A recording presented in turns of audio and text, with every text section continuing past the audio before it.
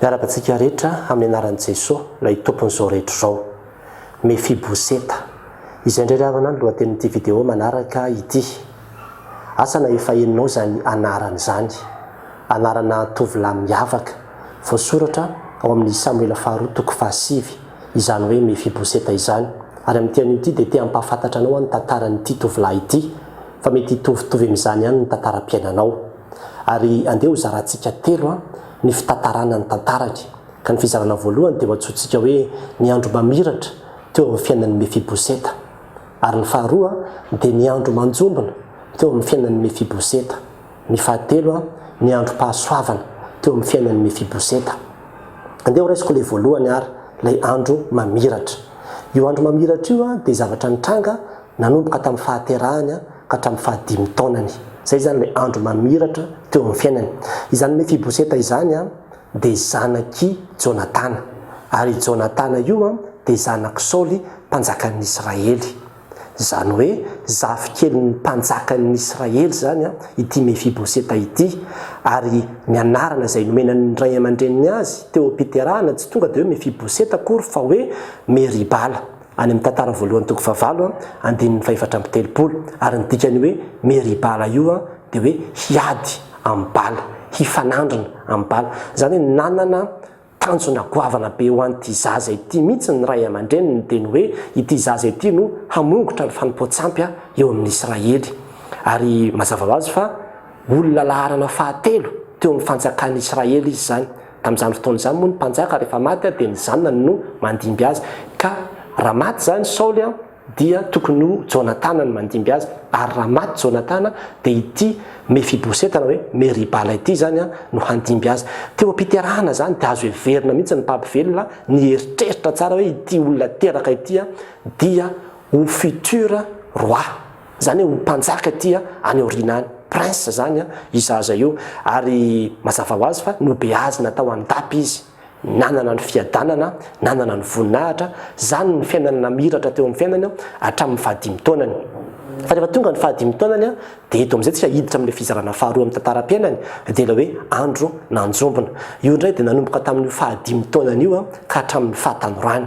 Zany hoe nanomboka teo amin'ny fahadimy taonany io dia nisy zavatra nitranga satria maty anady i Saoly sy Jonatana. Saoly dadabe any, Jonatana rainy. Maty anady. Ary avy eo tamin'izany fotoana izany moa rehefa maty ny mpanjaka dia misy ny fandringanana ny fianakaviany sy ny ankonany mba tsy hisy tsony afaka handimby azy. Dia nisy miaramila sasa tamin'izany fotoana izany izay tsy nirahan'ny Davida akory fa tonga dia hoe andao haringana ny fianakaviany Saoly. Dia nisy hazalambo zany natao tamin'ny ankonany Saoly dia nentina nandositra ity zaza ity izay 5 taona izy tamin'izany fotoana izany. Ary tany am-pandosirana dia nianjera izy. Dia rehefa nianjera dia tonga Kilemaina. Zany hoe nitondra takaitra izy vokatrio toe-javatra nitranga tamin'ny fahadimy taonany io. Dia mazava ho azy ry havana fa nentina nandositra izy. Ary nanomboka teo ny anarany dia novaina hoe Mefiboseta. Izany hoe Boseta zany amin'ny teny Hebreo dia hoe enatra. Lasa enatra zany ny fisian'ity zaza ity. Ary nentina nandositra izy dia niala tao amin'ilay lapa izay nitezana azy izy dia very fananana. Tsy tanana intsony ilay hoe mahampanjaka azy ary niafina kamboty mazava ho azy ka dia niaina tanatin'ny tahotra ny amin'ny hoe ahoana ny aiko, ahoana ny fahavelomako. Asa nahazotsika eritreretina amin'izany ny alalan'ny fahoriana izay niaretany. Ary nandritra ny taona maro izy ny tany am-pitsoahana tany. Dia avy eo moa taty aoriana ilay any amin'ny Samuela faharoa toko fahasivy dia nitady Davida hoe mbola misy ve izy ny tamingany Saoly zanany avy amin'ny Jonatana fa ho asiako soa. Dia nisy olona teny mbola misy ihany zany hoe Mefiboseta zany fa Kilemaina io zaza io. Tsy miandeha io zaza io dia any. Toy izy Davida hoe ampanatsoy aty izy.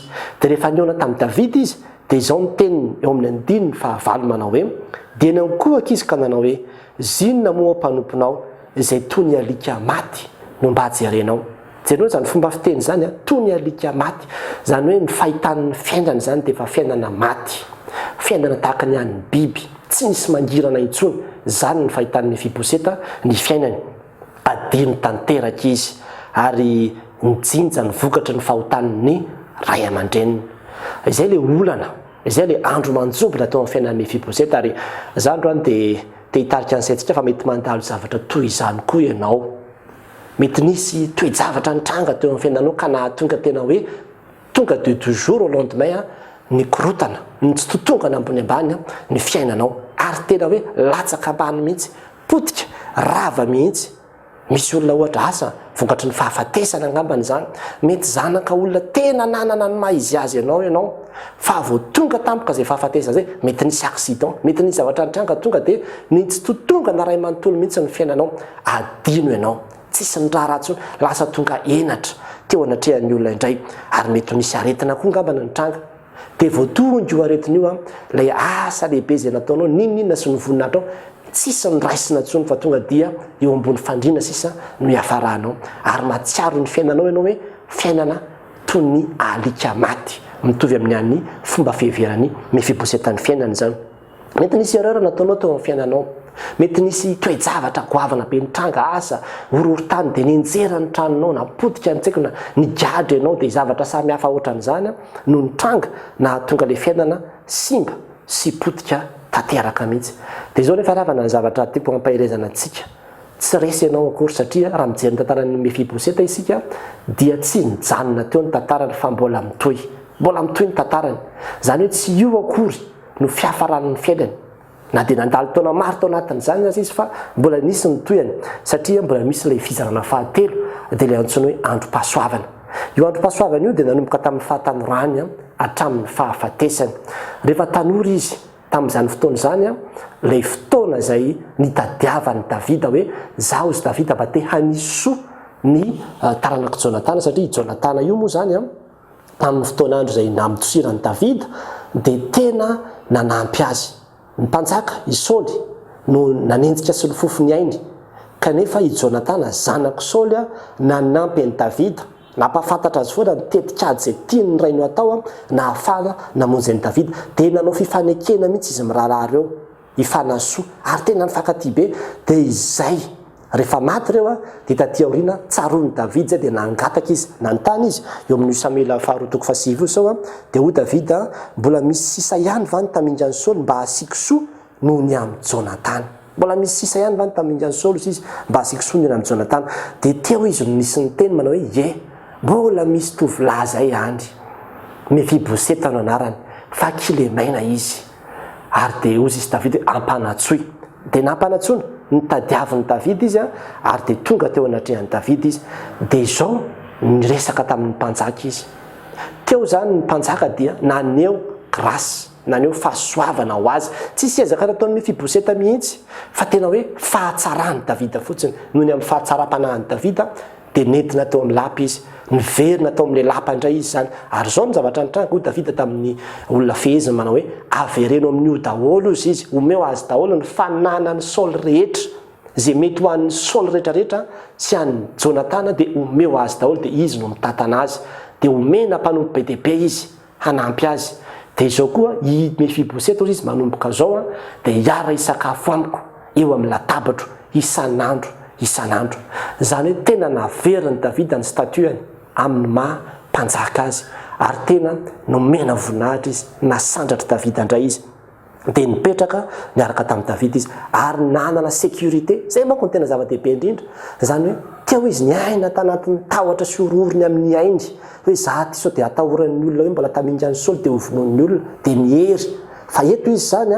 rehefa nirestauré ny fiainany dia nanana sécurité amin'izay izy nisy antoka ho azy ny mpanjaka mihitsy niantoka ny fahavelomany ary de miara-ninana tamin'ny mpanjaka foana izy nandra-pahafatany izay le hoe fiainam-pahasoavana no ny hafaran'ny fiainany ary zany koa ravana no tiana ampahirezana atsika amin'ity anio ity tadio fa tena misy ny androm-pahasoavana ary ny androm-pahasoavana de izao andro iainantsika izao satria isika rehetra izao dia tadidio fa zanak'Andriamanitra isika ary nisy fanekena tanoany izay efa nifanaovan'Andriamanitra tamin'ny zanany io fanekena io de fanekena vaovao de ny famondram-po sy ny famelan-keloka ho an'izay rehetrarehetra manaiky hiditra ao anatin'izany fanekena zany ary isika amin'ny finoanan'i Jesosy Kristy de tafiditra anatin'io fanekena io isika ka na inona mety ho endrim-paharavana na inona mety endrim-pahasimbana ny tsy totongana teo amin'ny fiainanao rehefa tafiditra anatin'io fanekena io anao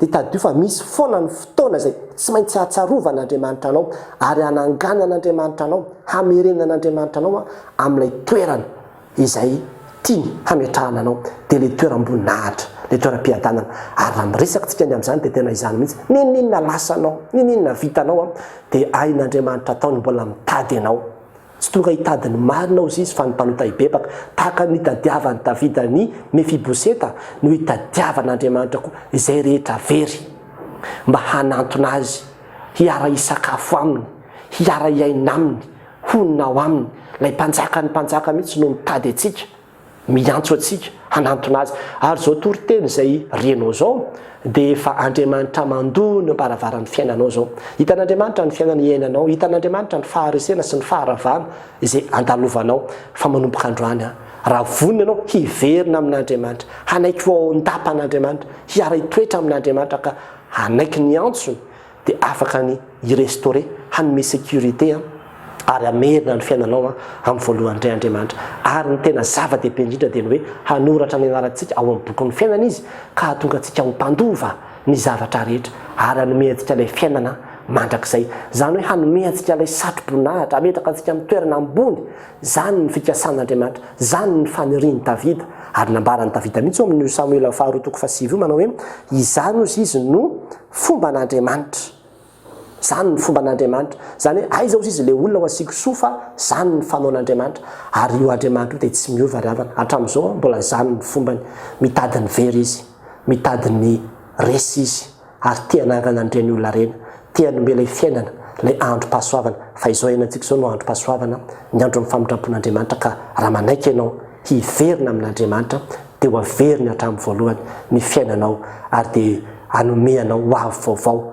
tsara izy ao amin'ny Jesosy Kristy ilay misy fiadanana ilay misy fandriampahalemana ilay azaonao miaina ko aza misalasala fa raha miantso anao Andriamanitra amin'ny teny ity dia miverena mialany amin'izay toerana niandosiranao tany mialany amin'izay toerana nandehananao lavitra tany fa miverena ao amin'ny lapa miverena amin'Andriamanitra miverena amin'ny fiangonana miverena amin'ny fanomponan'Andriamanitra fa tsy ho lasa lavitra Mefiboseta raha ohatra ka any iverany ihany fa manana statuena mpanjaka izy ary tian'Andriamanitra verina amin'izany izy ianao mety efa natao batisy ianao tamin'ny fotoana taloha tany fa ny verindala anao dia lasa mandeha miosona mifotaka tahaka ilay zanaka dala manao ty zavatra rehetrarehetra ity fa rehefa tonga saina ka miverina dia naveriny rainy daholo indray ny mahazanaka azy nanaovana fety be mihitsy ka tadio fa misy fifaliana lehibe any an-danitra ny amin'ny mpanota izay mibebaka raha miverina ianao dia ho raisiny indray an'Andriamanitra rirany ny voninahitra amen.